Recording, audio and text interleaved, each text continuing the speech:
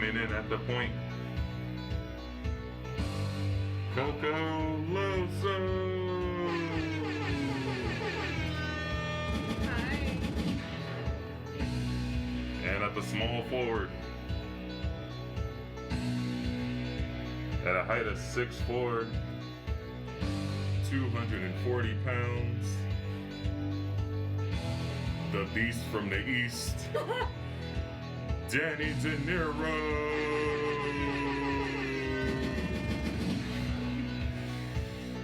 Hey. Yeah, that's pretty dope. I have to come up with like some intro like that. Right. I was like, that sounded official. Welcome back to another fabulous episode of the Danny DiNero podcast. I'm your host, Danny DiNero. Joined with me today is the lovely Coco.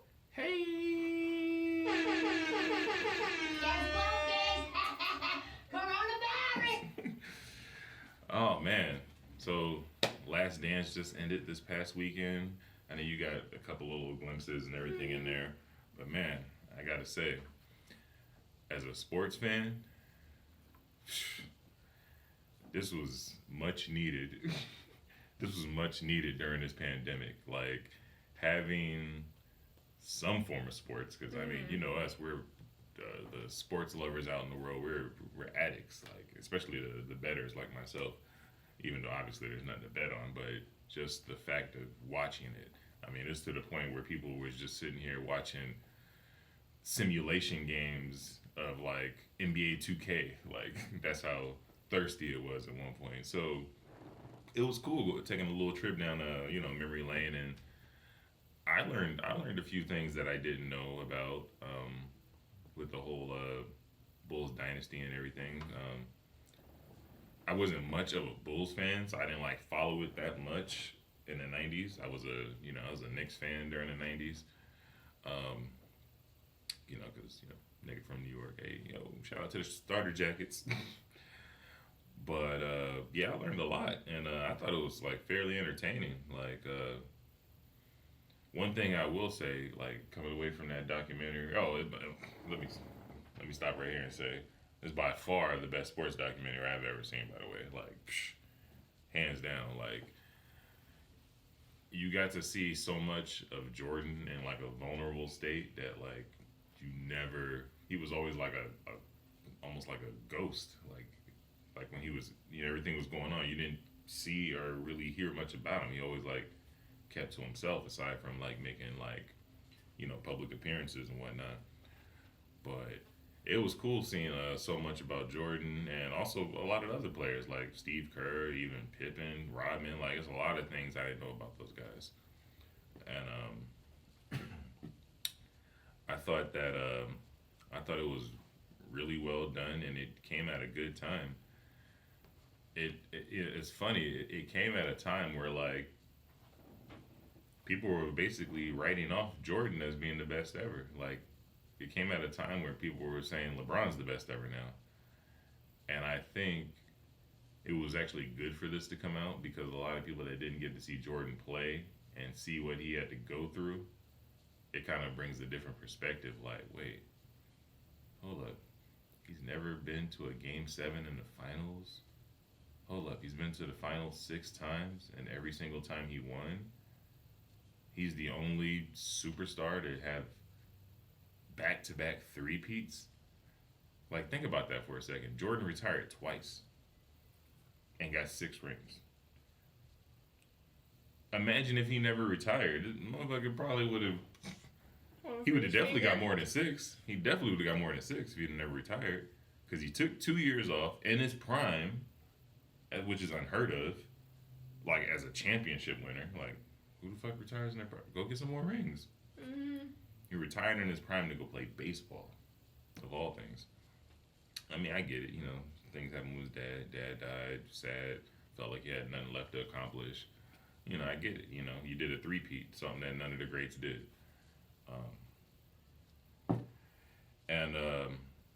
Yeah, like, I've always stood pat. Like, I didn't need to see the documentary for me to acknowledge that he's the greatest ever. Like Kobe's my favorite basketball player of all time. But without a doubt, Jordan's the GOAT. Like, I mean, he set the standard. he set a standard that has yet to be matched. Kobe almost matched it. He got the first three-peat, and then he went back to back, but then they lost that last year. And then the rest was history with injuries and whatnot. But yeah, like you can look at like the stats and the numbers, and you can make an argument that LeBron is better. You could probably even make an argument that Kobe is better. But you just like, come on, just use your basketball IQ and just look at what he accomplished, who he went through. Like Jordan eliminated. Think about this for a second.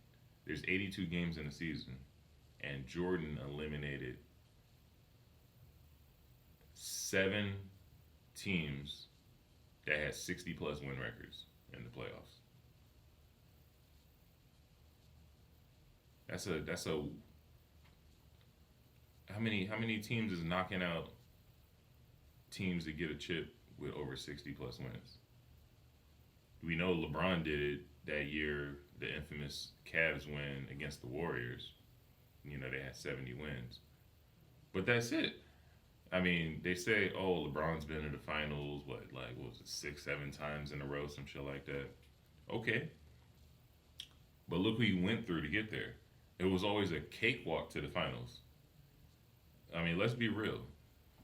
This was going to be the first real challenge this year for LeBron to go to the finals, because he was finally on the West, because the East has been weak as shit through LeBron's run.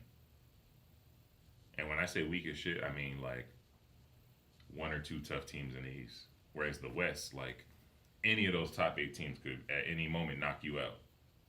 And that's what I mean by the West being stronger and the East being weak. Because I don't want to hear, oh, well, the East got the Bucks or the East got the Raptors. Yeah, I'm fully aware of all that. But okay, after like 4 teams in the East, what is there after that? Fucking breadcrumbs. So it ain't hard to make the finals if you can coast through fucking easy ass opponents. It ain't like the 90s East where niggas had to go through the fucking rough Celtics, the rough Knicks, the rough Magic, you know. There's so many teams on the East that was just stacked back then. And what is that? Watch. The watch.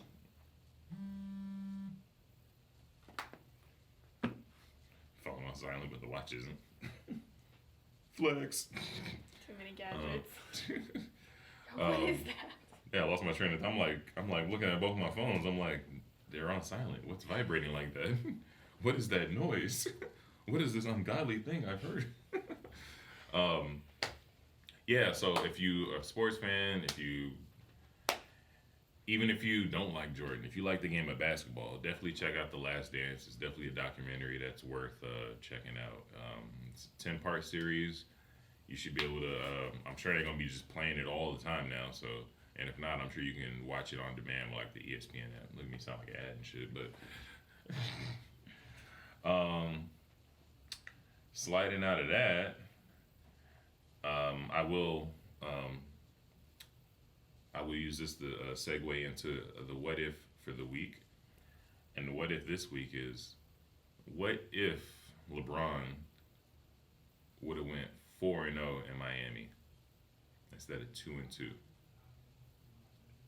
How would he be looked at? Would he be looked at the greatest ever? Because a knock on LeBron's belt is his finals record. You know, they say Jordan was perfect. Jordan went to the finals 6 times. He won 6 times. Kobe went to the finals 6 times. He won 5 times. He's 5-1. Jordan's 6-0. LeBron's been to the finals like 9 times, but he's 3-6. That is terrible. It sounds so bad, especially when you're like trying to like compare Greatness. It's like every time you go, like you said, every time Jordan's been there, every time Jordan stepped in, pretty much he's taking that shit home. Right. Kobe, 5, we said 5 out of 6. Right. That's still pretty impressive. Right. and the other one was what, 3 out of 9? Yeah. That's bad. And it sucks because a lot of times, like I like LeBron, but it definitely shows, like, I feel like he does try, and I feel like that's why a lot of people like him and think he's the best. Like, you see the effort, but you can't, you're a team. There is no I in team. You cannot carry a whole team.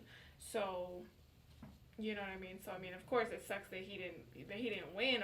I'm sure he would wanted to win every single time, but it's like 3 out of those numbers are terrible. I don't like those odds at all.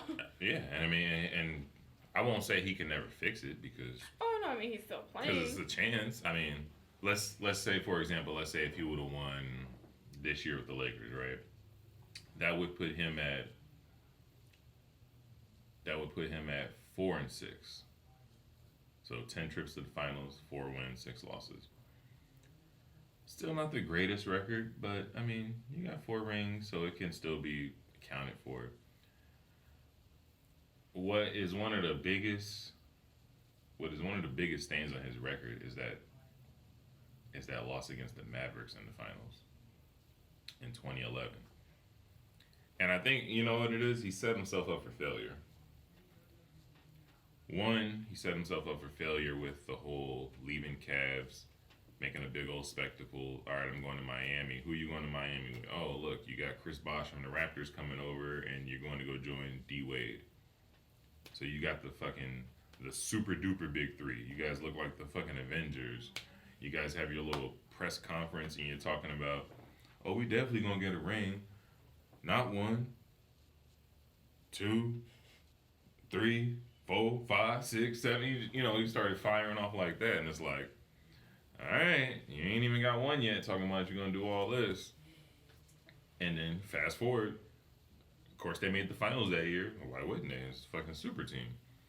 Then you get to the fucking finals first year with the Heat, and you choke against the Mavs. Like, I get it, the Mavs was a more solid team, but I mean, it wasn't even the best team. I think they was a low ass seed that year. Like, I think they were like a 5th seed or something out the West. But that right there is an example of how strong the West is. Team that wasn't even in the first in the West made it to the finals and beat you. Like, so imagine every year having to go through teams of that quality. And you probably wouldn't have that many trips to the finals. And at the same time, if Jordan or Kobe had as many trips to the finals as you, they would probably have way more wins. Jordan had more than 6 rings. If Jordan went to the finals 10 times, he would have had more than 6 rings. I'd give him he would have went at least 8 and 2. At least. He would have at least got 8 rings. Kobe with 10 trips to the finals, I'm giving Kobe at least 7. Yeah, I was about to say at least 7. At least 7 and 3. At least. But you got LeBron, 9 trips to the finals, 3 and 6. And then LeBron and fans. That sucks because hearing that, it's like, it makes you want to argue with it. It's like, oh, LeBron's the GOAT. How? You know what I mean? Like, just hearing those and this is what a LeBron fan is going to tell you. LeBron is the GOAT because he's been there that many times. Look, he went to the final. Who else you know been to the final 7 times straight? It don't matter getting there. What about all the fucking football teams that been to the Super Bowl and never fucking win? And what does that mean? Right. It's like you made the finals. Why is this an argument? Sorry. How about we talk about how many? One winner. It don't matter. Like, I'm sorry. Maybe I'm just a jerk, but almost don't count. Right. Like, you're arguing that you've been to the big stage 7 times. You're arguing that over somebody that's won 6 rings in a row. It's like, I almost found $1 million. Bitch, what? No one cares. Right. Like, it's like, okay, that argument. I mean, as pretty as the picture is that you're painting, it's not even remotely the same thing. So, like I said, that's why I said in the beginning, there's arguments that you can make for each side of it. Like, me personally, I think I rank Kobe higher than LeBron. Yeah. But that's my opinion. You know, there's people that'll bring up all kinds of stats to prove me otherwise. But listen, I think Kobe overall was I won't say overall a better player, but he was definitely, and this coming from a competitive standpoint, Kobe was a better winner. And that's what I'm about. I'm about the competitive nature. Like, yeah, you could be the, let's use his rap as an example. You could be the nicest rapper of all time. That's cool, but hey, when we squared off, hey, remember that time I beat your ass? Like, that's all that matters to me. You know what I'm saying? I don't give a fuck about all the shit you got. I mean, what did you win? Did you do anything with that rap skill? Did you do anything with that basketball skill? Oh no, then what are we talking about here? It's all about winning. That's the whole purpose of 32 teams playing in the season, is to find out who's the best team. The same thing goes with players. Who's the best player? So then you can also make the argument LeBron's the best of all time or something because of all the MVPs and stuff he has. Okay. So you got all them MVPs, but you got no rings to show for it. Okay. You can ask, if Kobe was alive today, you can ask him right now, what would you rather have? 5 MVPs and 1 ring, or 1 MVP and 5 rings? Right. He gonna be like, fuck out my face. Right. 5 rings, nigga. Black Mamba, nigga. No. Right. In a humble way. Right. So, I said all that to say, if LeBron would have went 4-0 in Miami, I think it would paint a different picture, because that means he would have 5 rings today. He would match Kobe. And that means he would have had only 4 losses in the finals. And those. Do you think that means he would still be in Miami? Or you think he would have eventually left anyway? If Miami would have been 4-0, he ain't leaving that. Not 1, not 2, not 3, not 4, not 5. Like, okay, this is just where I'm building my He would empire. have rode it till the wheels fell off, which is what he actually did. Because if you think about it, the only reason, let's be real, the only reason he went back to Cleveland is because the years that he was gone, Cleveland got all these lottery picks and was able to upgrade the team. They stunk, so they was able to get top draft picks. That's how they got Kyrie Irving. That's how they got Andrew Wiggins. And by them getting these players, it created an interesting situation, because it's like, okay, I can go over here with these rookies that have all the talent in the world, get some other big players to join me, and still in the East, and can make it to the finals with a younger team. Because let's be real, the Heat, the team had talent, but they was old. D Wade at that point was starting to slide out of his prime. Chris Bosh, who was still in his prime, was starting to basically become unhealthy, because remember, he had the blood clot issue where he couldn't play, so he pretty much had to retire early.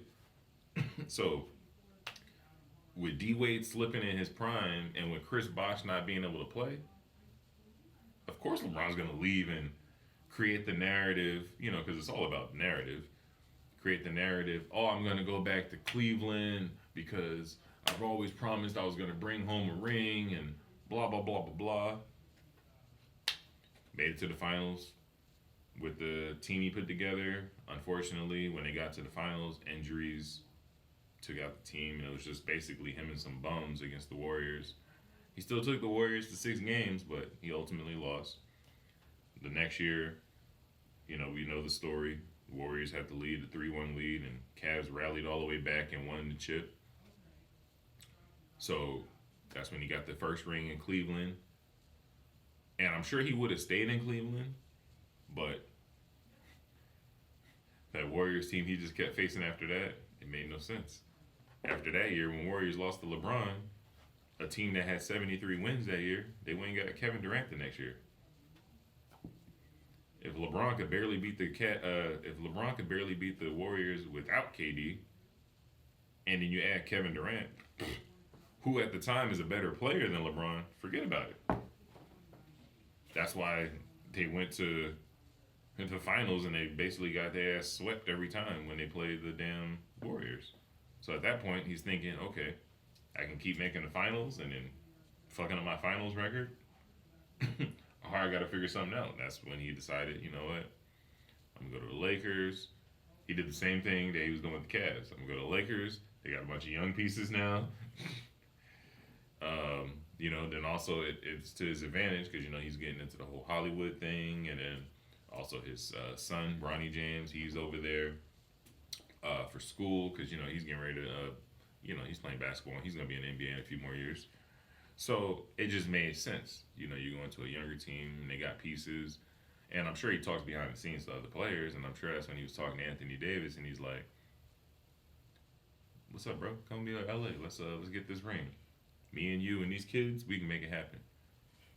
And that's where we're at with it. But yeah, if LeBron went 4-0 with the Heat, he would have stayed there until he couldn't win no more. And let's say if he would have got, let's paint a picture. Let's say they would have got 5 rings, right? Let's say he'd stayed there for like 6 years, got 5 rings.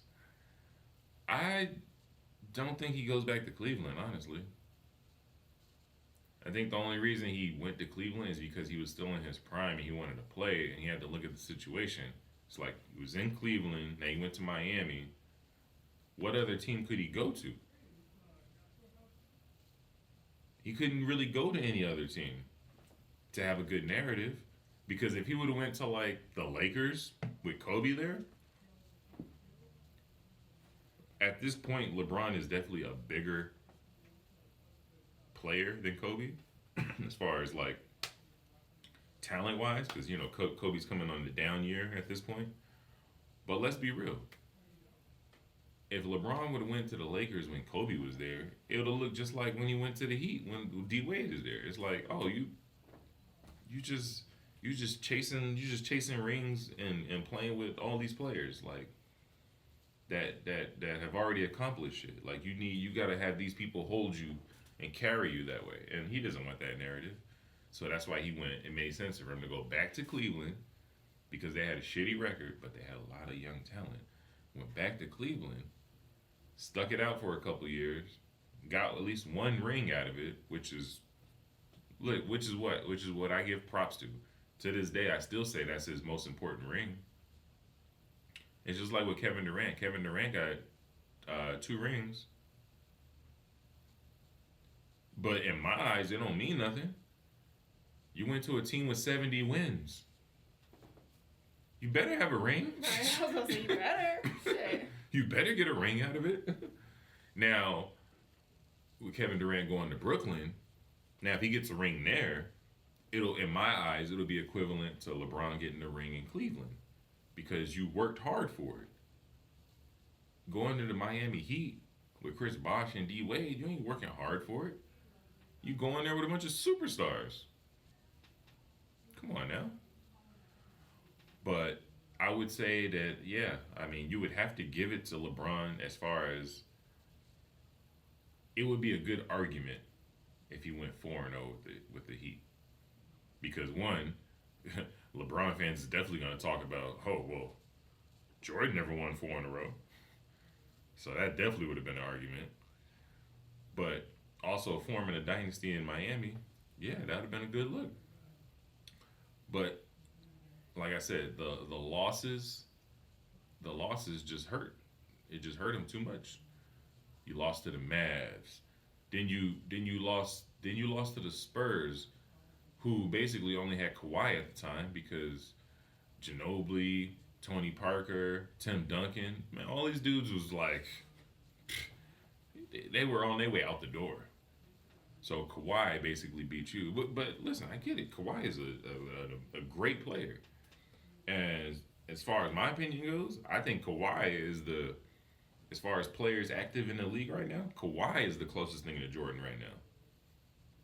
He handles it on the offense, he handles it on the defense, and his winning mentality is crazy. Like, look, he took the Raptors all the way there and got it done. Went there for a year. All right, let's just go get this ring real quick, but I'm going to go to LA after this. And got it done. That's crazy. That's crazy. So, Yeah, that would have been I think that would have been a fair argument. You can probably argue LeBron being the greatest of all time. Had they went to Miami and got a 4-0, who knows how much more they would have got out of there. I can only say 4-0 because he was only there for 4 years. So that would have been a good look for sure. Getting 4 rings there in a row and then going back to Cleveland getting one. That would have been 5. He would have matched Kobe. He'd have been one shy of Jordan. Um, I strongly believe he is going to get at least one more ring in LA. But I only think like one ring. I think he's only going to get one more. And because I think the Clippers, they just too deep. Like Lakers will get one, and it'll probably be this year, and it'll, sad to say, it'll probably be off the strength of Kobe passing. But yeah, I don't really see him getting much more rings outside of this to really fix his record. So with him being 3-6, I'm gonna just chalk it up and say that he's gonna end 4-6. I think he's gonna make 10 trips to the finals. He's gonna get one more ring out of LA. If he gets 5 and matches Kobe, more power to him. Hey, if he gets 6 and matches Jordan, more power to him. Listen, that'll do wonders for your record. If you can at least bring it to 50%, if you can at least bring it to 6-6, that'll do wonders. Because right now, sitting at 3-6 is disgusting. It's disgusting. Statistically, it just basically means you go to the finals, you got a 33% chance of winning. That's gross. But yeah, a little round of applause one time for LeBron. I give you your flowers, nigga. You top 3, nigga. You top 3. What we got else here on the thing? I wanted to talk about I'll talk about Kingdom Hearts. Kingdom Hearts got they're starting the development of bringing Kingdom Hearts to Disney Plus. That'll be dope. What is that? No. So Kingdom Hearts is a. I mean, it sounds familiar. Is it something like old school that they bring it back? No, it's still active. It's actually a video game series on PlayStation. It's similar to it's like a role playing type game, but it's dope because it's a role playing game that's infused with Disney characters. So for example, think of games like Final Fantasy and stuff like that. So imagine playing a game like Final Fantasy and just along the way you randomly see Mickey and Donald. Yeah, that's and Jack from Nightmare Before Christmas. Like you just see all I these. I think. So it's pretty cool because it's like a role playing game that's kind of infused with Disney characters. So it's pretty dope. So they're getting ready to do a TV show. Sorry, they're getting ready to do a TV show. And guess who they pegged to play the main guy in there? The name of the character on the game is called Sora. And when I was looking at the casting, I'm like, you know what, this is a good guy. But they got the guy from Titans to play him, the one that plays Beast Boy. Oh, okay. So I don't know if you ever seen you probably haven't seen what Kingdom Hearts guy looks like. I'll pull it up real quick. And but it's definitely good casting because I think he looks similar to him for sure. So that's the main guy in Kingdom Hearts. Yeah. Oh, So I can totally see that. So I could definitely see wig, Beast Boy. got a little wig on him. Yeah, I could definitely see Beast Boy playing that guy. And it's actually a pretty fun game. I didn't play the second and the third one, but I played the first one when it first came out, and I was thoroughly entertained. It was definitely dope how they was able to fuse all the Disney characters in a role playing story like that. So look out for that. That should be coming soon. Let's talk about. Have you looked into this Snoop Dogg and 6ix9ine beef going on? I mean, I've read bits and pieces. I believe it generated from him, 6ix9ine, being like, oh, should I, kind of expose the rappers that were snitching too. Mm-hmm. I believe that's where it generated from. And then somehow Snoop got thrown into that. And, I mean, my thing with, first of all, it's you're relevant right now. Who knows? like you haven't made. I mean, I don't want to say like you haven't made your name yet, but you haven't been doing this that long. Right. Like there's plenty of people who have built up this kind of clout. I mean, minus the fucking IG live. Obviously, that's due to our current issues right now in the U.S. With like the coronavirus and everything. But you haven't been in the game long enough. I just feel like it's such, I don't know, like just such a slap in the face of like the people who have been doing this a long time. To my knowledge, I believe wasn't Snoop on trial for some shit, and murder, and he beat that, and like I feel like Snoop is part of our, like, he's an OG, like he's really just been doing this for so long, and he's kept it real. So for me to be like, even how he came at, like, why are you coming at people like that? Like, I don't know. Like, I feel like he should, like, it's just so disrespectful. But at the same time, yeah, you're over here a glorified snitch, so you really have no fucking common sense. So, well, he's running with it. He's running with it. He's a snitch, and he's just running with it. So that's why I'm like, I'm not gonna answer my own questions. Like, I'm not gonna hold you to no standard because you clearly have no fucking standards.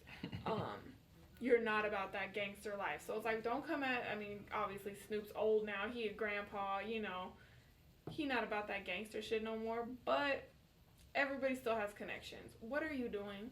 Mm-hmm. Why are you coming at a fucking like an OG? There's people who rock with fucking Snoop. I think the reason he's getting at Snoop because, you know, when everybody attacking 6ix9ine because he's snitching and stuff, mm-hmm. Snoop is one of the people that's attacking him, mm-hmm. calling him, you know, Snitch 9 and a rat mm-hmm. ass nigga, rat boy, all that kind of shit. So I think with Tekashi being the troller that he is, mm-hmm.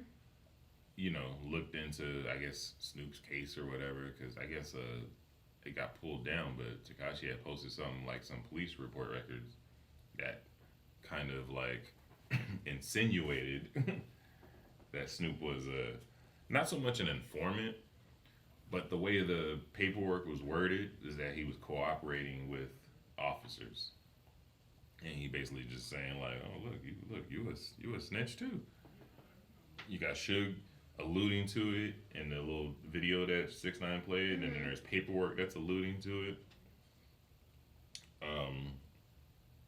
I mean, there are a lot of people in the industry that definitely are, I won't say informants, but have definitely cooperated with law enforcement. I'll word it that way. And it ain't really my business to throw some of the names out there that I know, because I ain't gonna I'm out that game now. So, but it's definitely eye-opening because there's a lot of people that you think there's like some of the toughest, most gangsters people, and no, they've cooperated with the police before. So that's why this whole, in my eyes, this whole street image thing, I feel like a lot of the rappers that supposedly follow it don't even follow that shit. So it's like, my whole thing is like, listen, if you ain't actually in the streets about that life, then I don't expect you to follow it. Like, even if you put up a portrayal that you're this gangster, look, if you ain't really about that life, like, come on. For example, you can't be on fucking songs talking about you got bodies and you killing niggas and you got them bags of that work and blah, blah, blah. Because, look, you obviously don't because you rapping about it. Because any real nigga that's doing that is not rapping about it. That's for one. Right. And then the niggas that are really doing that shit and are rapping about it, they're out in business in like 6 months because they catch a case. So if you're a mainstream star, like a superstar in the rap game, and you're talking that talk, you're not really doing that shit. And then if you talk that talk and you are in the business, you must be alluding to when you used to before you got put on. I'll give you that, because there are some real niggas that did that shit.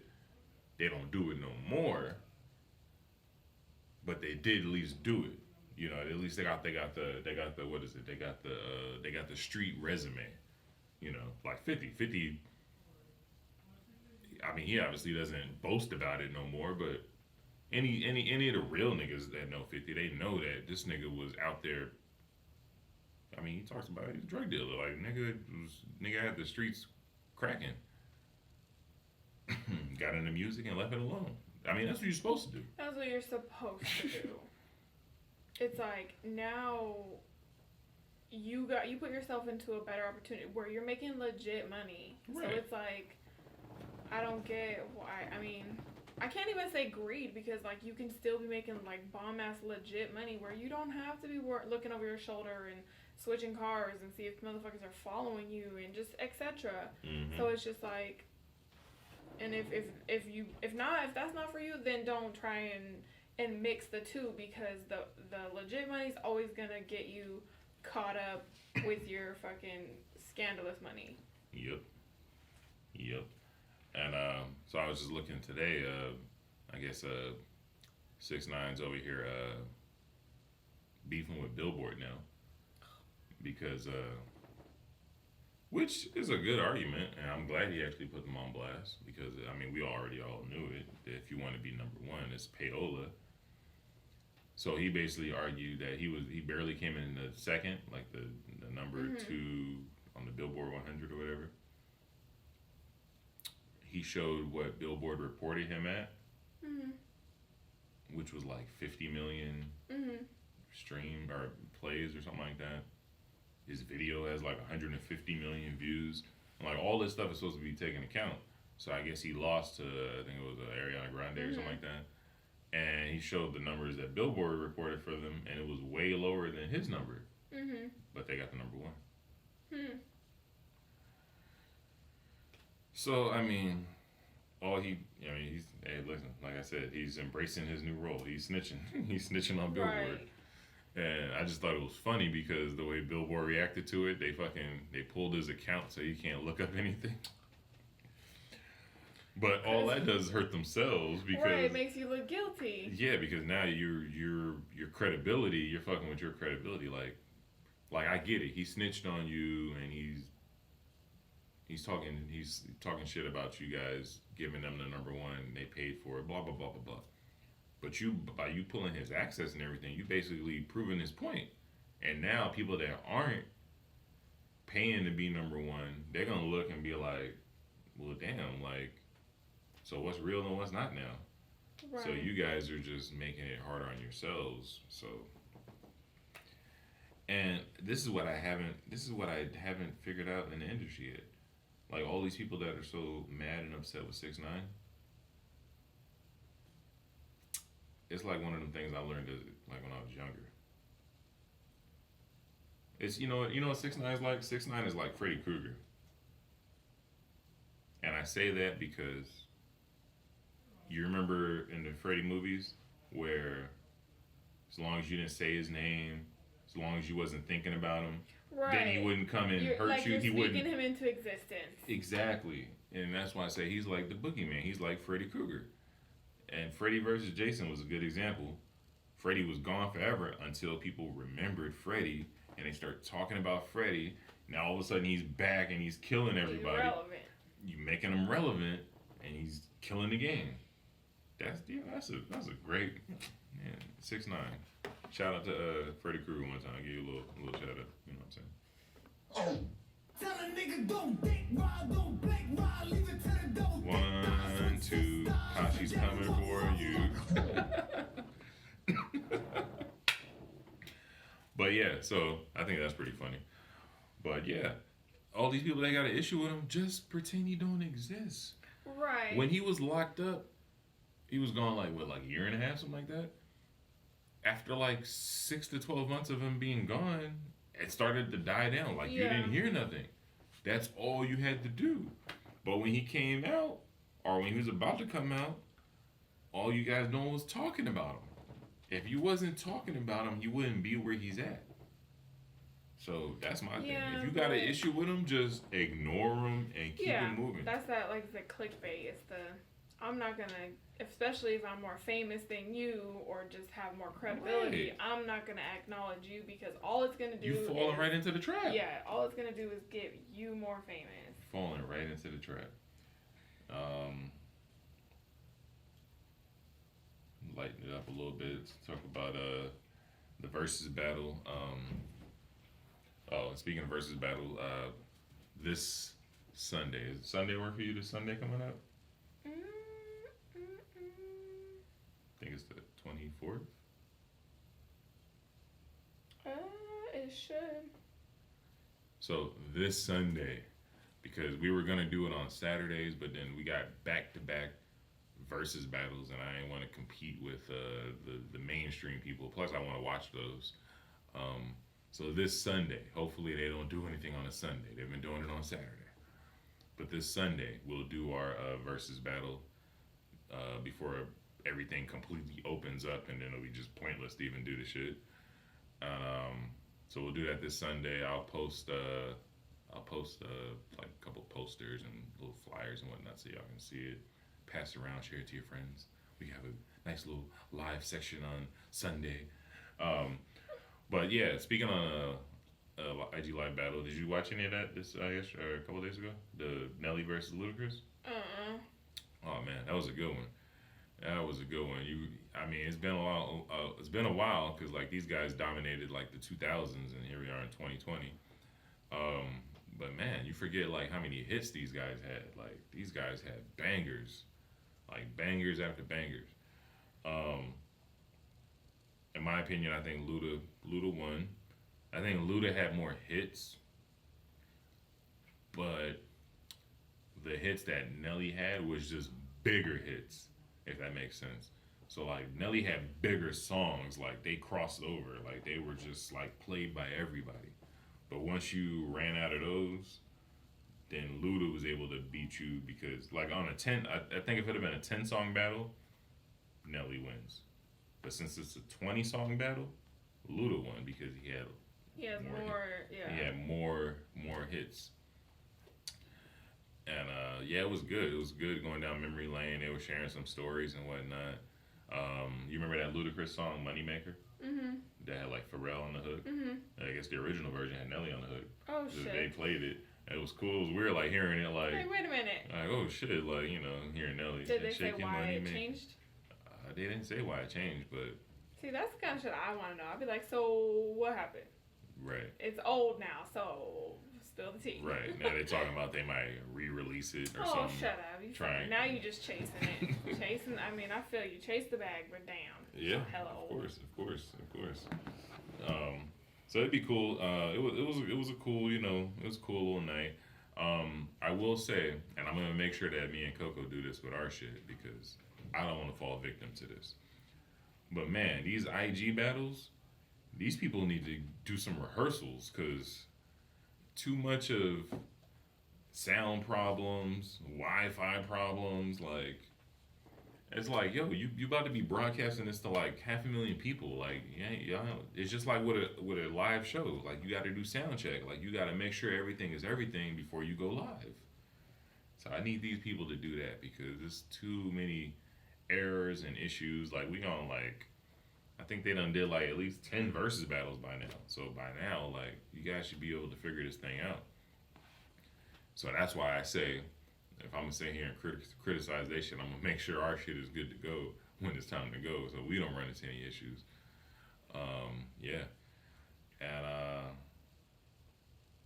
So that was a good one. Luda is my winner in that one. Coco didn't see it, so we just got one opinion. So Luda's the winner on that one. Our shit will be going on this Sunday, and we'll probably air the results or the match and everything for the podcast next week as well. So probably won't hear us like on the podcast for a couple weeks. Cool. So we get like a little vacation, a little break. And we'll probably come back out of that break with the rebrand because we're going to be redoing a lot of things here. The look, the image, just a lot of stuff is going to be different. Like what we're going to be talking about, just the structure of it all. Then I wanted to use this versus to slide into the versus duel of the week. I have, get ready.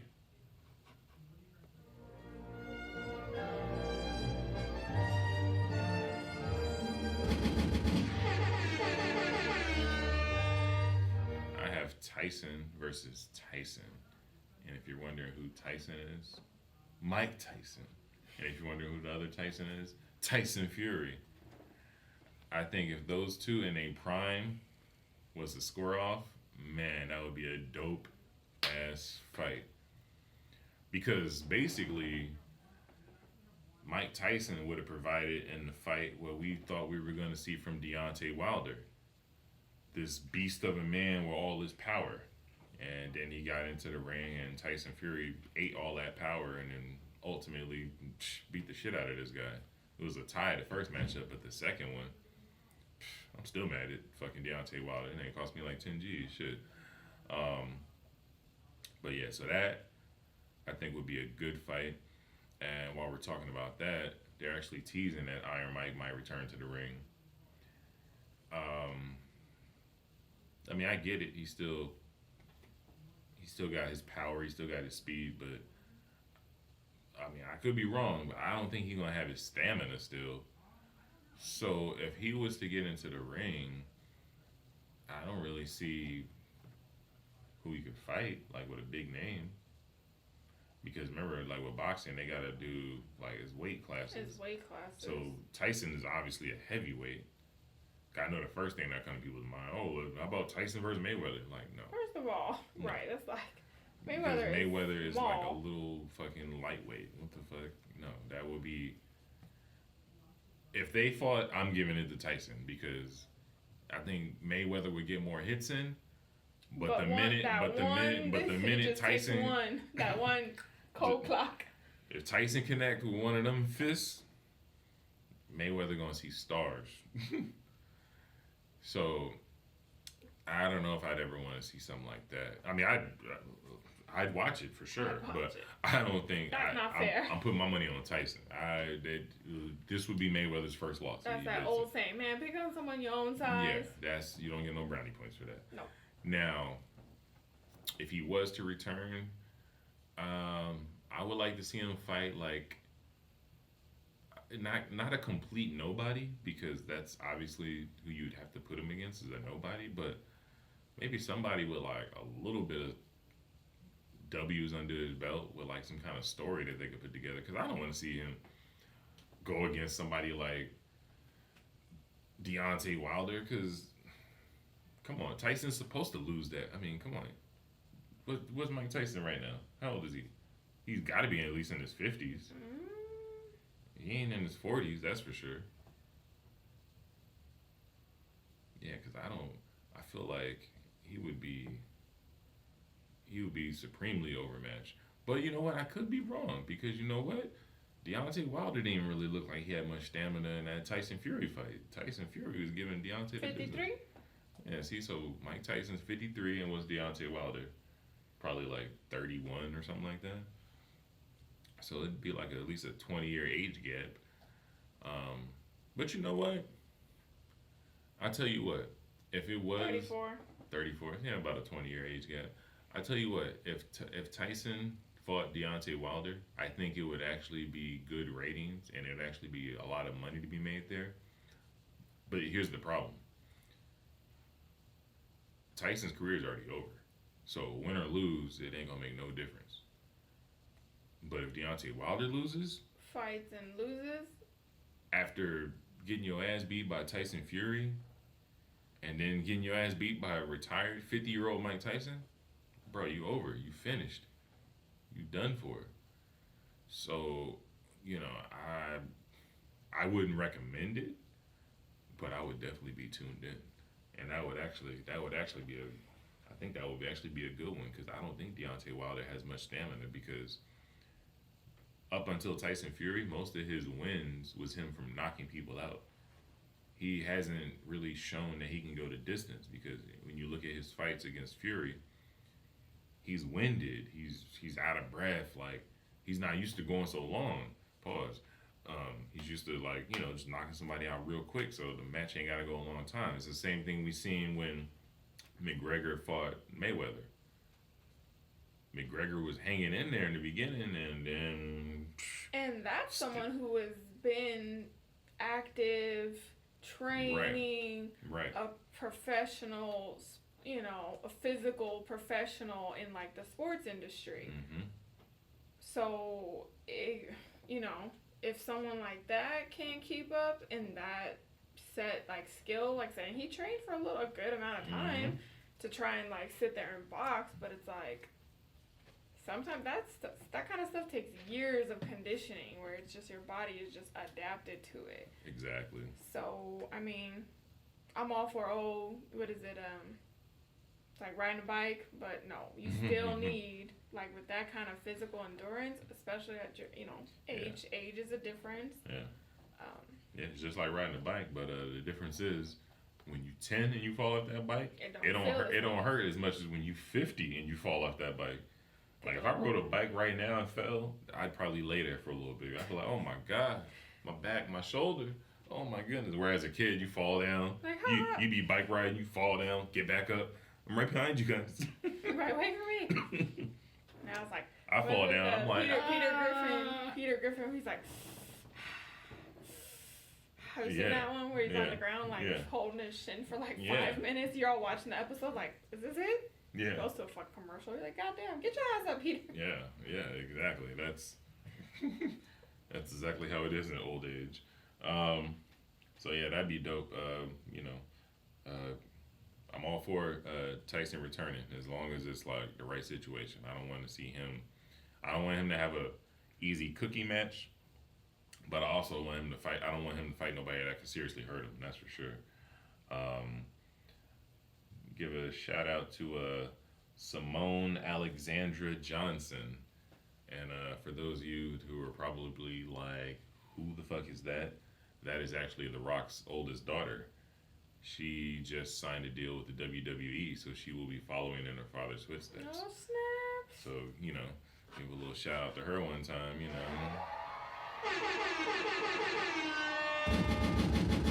What's her name? Simone Alexandra Johnson. So I'll be looking. I'll definitely when I see something, I'll definitely tune into a match or two. I haven't watched wrestling in forever. I used to be a diehard wrestling fan, but you know, as I got older, all the wrestlers that I like, they got older and they retired. So I don't really care about the new guys. But you know, I like The Rock, so I'll definitely check out his daughter. She's tall. I would imagine with the Rock genes in her. Let's see. She's only 18? Mm-hmm. Oh shit, she's only 18.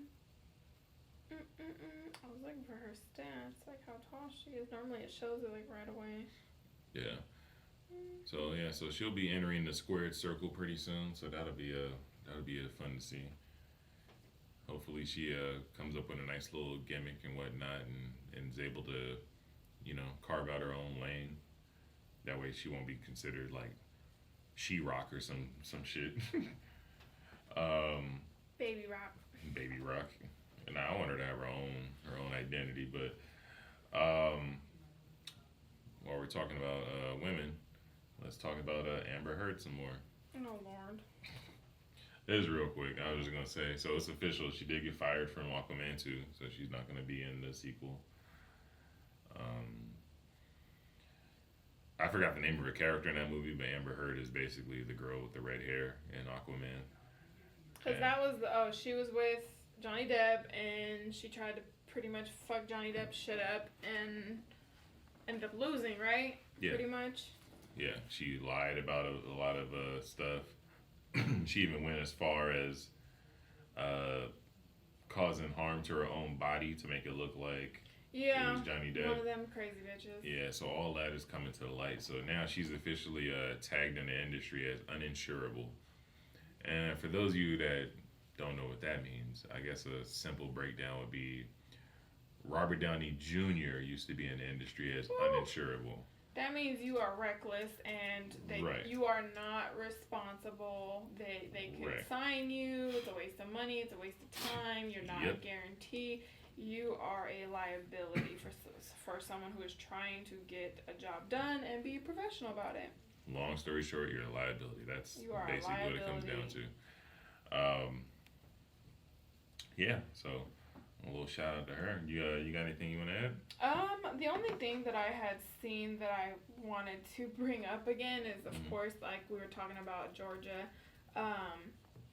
how, remember I brought up that 20,000 Georgia teens have received their driver's license without an actual road test. Yeah. So, like, shortly after that, like, it was like a week, not even a week later, it's like the governor, Brian Kemp, says that local teens will now be required to take the road test to keep their driver's licenses after facing intense backlash. Oh, wow. That's smart, though. Oh, yeah. People are like, what? Like, that's like... Hey, I look at it this way. At least you had a lot of training. You had your license, so you should have been out there driving. So when it comes time to do the test now. Oh, absolutely. I definitely agree with that because it's like, I mean, I like to think I'm a smart person. I've never ridden a motorcycle by myself. I'm sure I could study a motorcycle test and pass it. That don't mean when I get on the motherfucker I'm gonna succeed. Exactly. Aside from hurting myself, but I'm sure I would cause an accident for others around me. Shit. Exactly. Like, that's a big no-no. All right. Well, shout out to the teens in Georgia. I need y'all to get on top of y'all shit when this Coronavirus! is over. All right. Drive safe, and until next time, guys. Thanks for tuning in. Bye. If you smell what the rock is cooking. I hope hers is just as intense.